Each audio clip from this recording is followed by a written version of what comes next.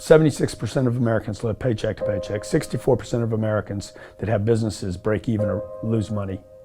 Most people don't have any money and have accepted the fact that they don't have any money. They don't have any leftover money. They're fearful of money constantly. They overspend. They don't know how to produce money. They definitely don't know how to multiply it. The land of the brave and the home of the free, it's not even close to the truth. It's just important for people to understand that complaining has no value. And if you complain about not having enough money, work more. If you complain about not having work-life balance, spend more time on vacationing and your family. It's super simple. Let your actions dictate instead of sitting there and feeling like you're not in control. Poor people say, I can't afford it, I can't do that, I don't have time. It's an escape, you know what I mean? It's easy to say I can't afford it. Oh, I'm too tired. Oh, I can't go to the gym. You know, when you could go to the gym, but no, I can't. Truth is, I'm just too lazy to go to the gym.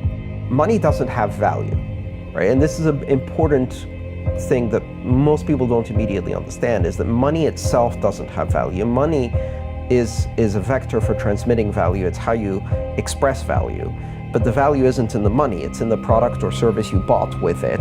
And it's in the labor you gave in order to acquire it in the first place. That's where the value comes from. There's nothing intrinsically valuable in the money. You shouldn't put money in a house, you should put money in your brand.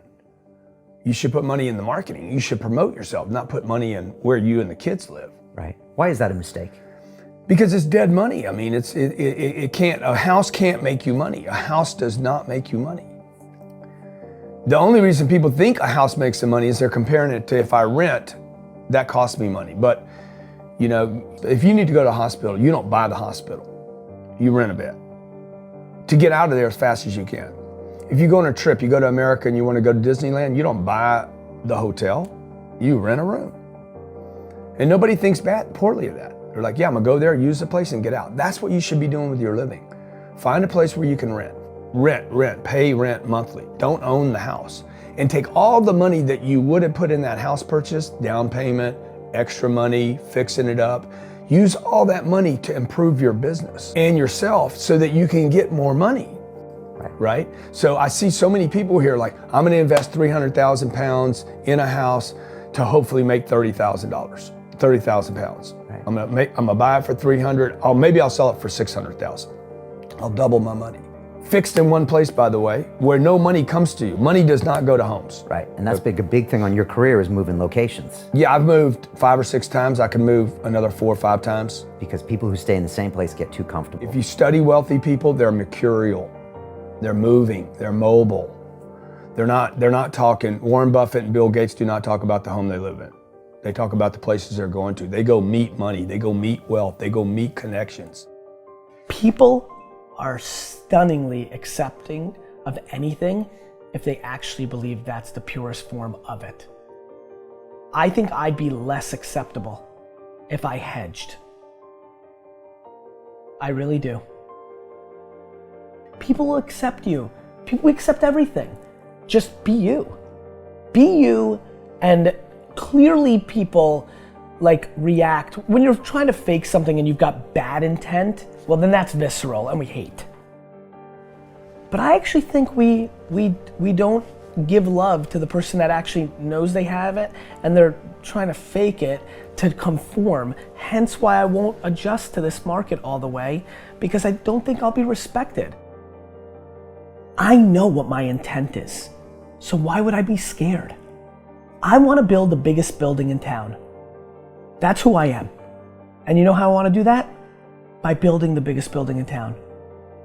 And a lot of people want to build the biggest building in town, and you know how they want to do it? By tearing everybody else's building down. Poverty is passed on. It's taught in your families. And middle class is taught in families. And so the people right now who are sitting at home, who are struggling financially or worried about money or unhappy, they may be making a lot of money, but unhappy with what they're doing, it was probably taught to you. You know, your super ego was taught, get a job, work hard, or you'll never be rich, or the rich are evil, or whatever. And until you change your mindset, Correct. Money won't help you, right? Correct.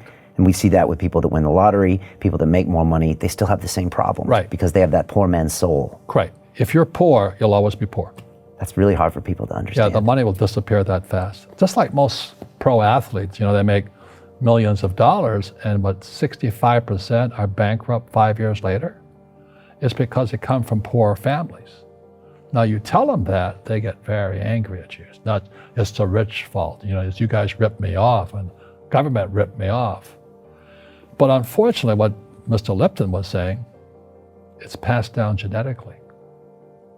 That's the frightening thing. And it's interesting when you commit to something, little gifts just start automatically showing up. It's a phenomenal thing. It's happened my whole career. When I fully commit, somebody will bring me something. Okay. And then keep your eyes open. And by the way, the package may come wrapped in a package you weren't thinking about. Hard work. Or like a voice, or like a person, or maybe from a different direction than you thought, or an offering where you're like, you read something about this and that's not the thing. Like all throughout my career, it's come in weird kind of ways. If you ask for help and somebody shows up at the door, maybe invite them in. Okay. Regardless of what the packaging is or what you've heard about it or whatever. That's really been beneficial to me. Okay. How old are you? 44. I'm 40. Do you know how young we feel? When you were 26, did you ever think that this is what 44 felt like? No. You thought that was finished? Yeah. How old are you?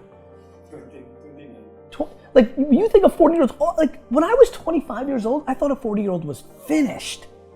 I don't even feel like I'm starting, right? Yeah, but when I was 26, I was in a rush. I understand. And all of those guys and girls on the streets last night, when you say that to them, like their face kind of goes blank, because all the stuff they watch, MTV, music videos, it's all about the bling now, and the this now, and the this now. And MTV's tamed. You start following people on Instagram, and it's a disaster. They're all pushing it's all about champagne and private planes, and you can get it too, and just sign up for my course, and everybody's falling for it. So I'm coming out, and first of all, I want to be historically correct. Nobody in 100 years is going to watch that video and say that I was full of crap. I like that, right? Number two, I want my legend to grow. I'm always fascinated by politicians and world figures. Like Winston Churchill, his brain continues to grow, right? I want that. When I'm dead, I want to be in the ground at peace knowing my legend's growing. I want that. I want that in the business world. And so I'm giving real advice, and real advice looks like this. When you're 19 and you can spend 7 full years learning your craft, meeting people that are mentors, being patient, and you wake up and you're 26 years old, you have your entire life in front of you, and you've done great foundational work to go on and then be successful. I have bad luck too. I've had financial crashes. I've had people stab me in the back, but they're all good because I grow from it. That's spirituality. Right. People who are afraid of making mistakes, like they teach in school, they don't ever grow. Because spirituality is there's good and there's bad, there's right and there's wrong, there's up and there's down. Most people only want to be right. They only want to be positive. Well, you can't have that. That's not reality. And the average person, the reason they're poor is they haven't failed. They play it so safe.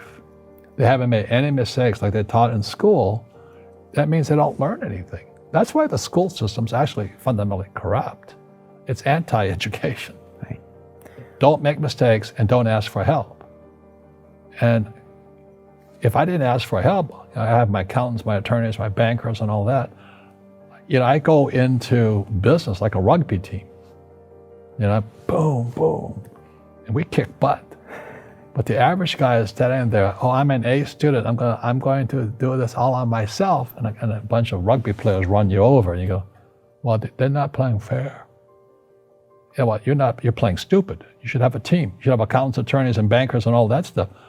But that's not the game I want to play. I said, then don't play the game. The game of business is played with accountants, attorneys, bankers, hate to say it, politicians. You got to know the game. I don't want to hustle. I want to prosper. I don't want to grind. I want to create a machine that monetizes. I'm not shameful of money. I want money. I want a lot of money. I want to give money away. I want to raise a lot of money. And you can't do that if you're broke.